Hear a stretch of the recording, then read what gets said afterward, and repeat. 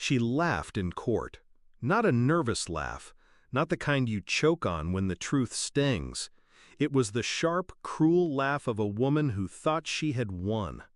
My ex-wife raised her hand, polished nails gleaming under the lights, and told the judge I was impotent, that I could never give her children, that I wasn't a man at all.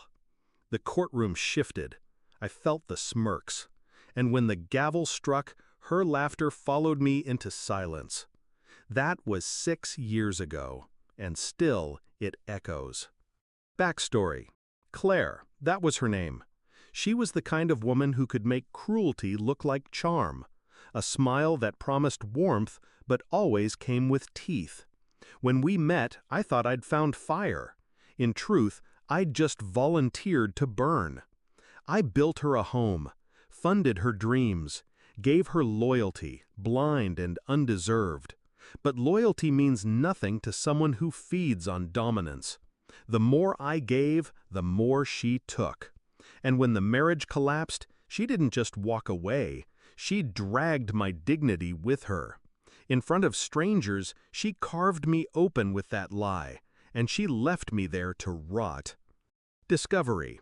But time has a way of playing favorites. 6 years passed, enough for scars to harden into armor, enough for her to remarry, enough for me to build a new life. And fate? Fate has a taste for irony. A woman entered my world quietly. No cruelty, no games, only truth. With her came the one thing Claire had sworn was impossible. A son. Mine. The boy's first cry drowned out her courtroom laughter. His every step silenced her lie. I didn't chase revenge then. I didn't need to. But revenge has patience. It waits. The shift. One afternoon, I took my son to the park. The air smelled of cut grass and ice cream. His laughter echoed as we tossed a ball between us. And then I heard it. Her voice. I turned. Claire, walking with her new husband, his arm draped around her like a trophy he didn't know was rusted. She froze when she saw me. Her smile faltered when she saw him, my son. The contradiction to her public performance. The proof that her victory had always been a lie. Her face twisted. Confusion, denial, then fury. She grabbed her phone, and in broad daylight, in front of families and children, she dialed 911. Execution. Her voice rose, sharp, performative. "Yes, officer, I'm reporting a kidnapping. My ex-husband has stolen a child." People stared. My son squeezed my hand, eyes wide. I didn't move, didn't argue. I let her show the world exactly who she was. Minutes later, a squad car pulled up. A policewoman stepped out, boots crunching on gravel. Her eyes swept the scene. Claire pointing wildly at me, the boy pressed to my side, her husband shifting uncomfortably. She asked for my ID. I handed it over without hesitation. She looked down at it, then up at me. And something in her expression shifted. Recognition. Claire saw it too. Her confidence cracked. Because the officer wasn't a stranger. She was a ghost from the past. Someone Claire had mocked just as viciously years ago, back when cruelty was her sport and humiliation her currency.